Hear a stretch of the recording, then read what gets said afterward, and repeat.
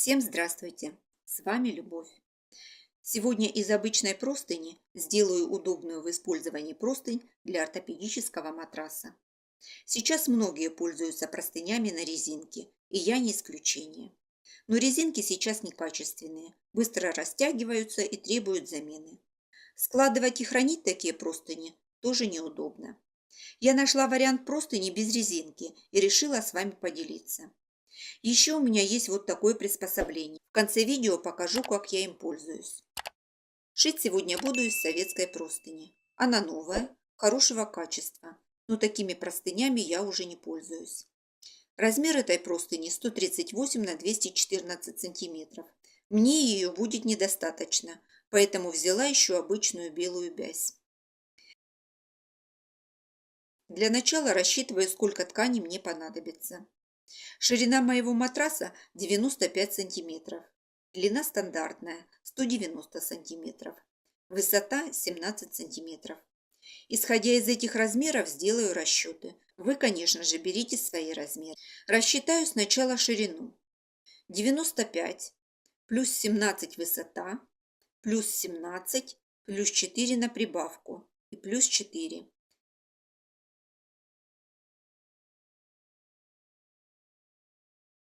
Это будет 137 сантиметров. Теперь длина. 190 плюс 17 высота, плюс 17, плюс 4 на прибавку и плюс 4. Это 232 сантиметра.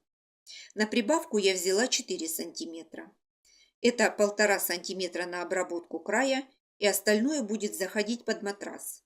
Еще, конечно, ткань при стирке даст усадку. Если вы хотите, чтобы простынь доходила до края матраса, достаточно будет прибавить по 2 сантиметра. Теперь рассчитаю высоту простыни. Высота матраса у меня 17 сантиметров, плюс 4 сантиметра на прибавку. Итого 21 сантиметр. По углам нужно вырезать квадрат 21 сантиметр. Подготовила отрез ткани 137 на 232 сантиметра. Добавила только длину. Ширины мне хватило. Складываю отрез пополам и еще раз пополам. Должны получиться все 4 угла вместе. Скалываю булавками, чтобы не сдвигались. И размечаю квадрат 21 сантиметр. Откладываю припуск 1,5 сантиметра на обработку среза. Вырезаю.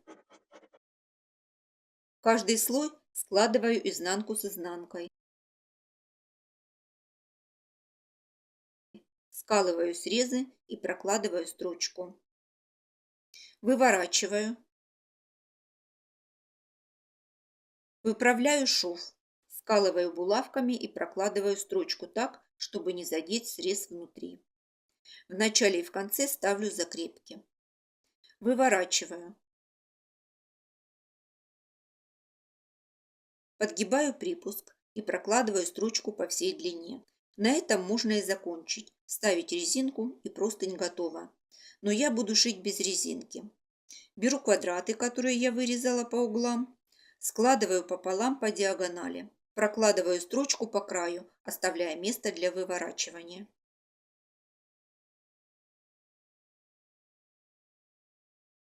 Срезаю уголки.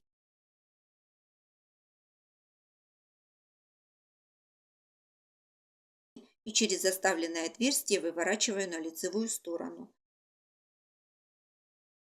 Выправляю уголки и проглаживаю. Подготовила 4 уголка. Угол простыни выворачиваю на лицевую сторону. Прикладываю уголок, фиксирую булавкой. И затем соединяю края уголка.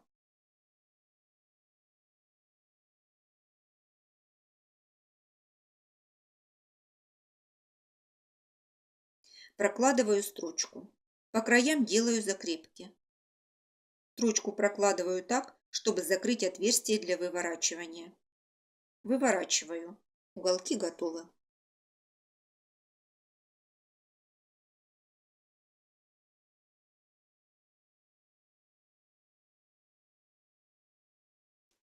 Осталось одеть готовую простынь на матрас.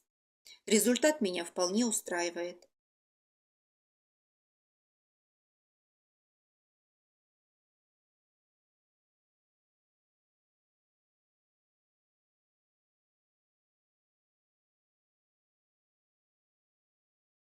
Покажу поближе, как выглядит уголок с обратной стороны. Теперь о приспособлении для фиксации простыни. Этими резинками, по сути, нужно фиксировать углы простыни на матрасе. Но мне этот вариант не понравился, и я их приспособила для фиксации простыни посередине. Мы спим неспокойно, ворочаемся, и простынь все равно меняет свое положение. Резинка на простыни не спасает ситуацию. И я вот этими резинками дополнительно фиксирую простынь посередине. Если не хватает длины, вставляю между ними кусочек ткани, и тогда простынь точно никуда не убежит. Вот моя готовая простынь в сложенном виде. Как видите, складывать ее удобно. Получается компактно, аккуратно, нет дополнительного объема. Все как я хотела. Напишите мне в комментариях свое мнение о такой простыне. Какая вам больше нравится, с резинкой или с уголками? Если есть опыт использования простыни с уголками, поделитесь. Думаю, всем будет интересно. Подписывайтесь на мой канал, если еще этого не сделали, и не забудьте нажать на колокольчик. А я на этом с вами прощаюсь. До встречи в новых видео.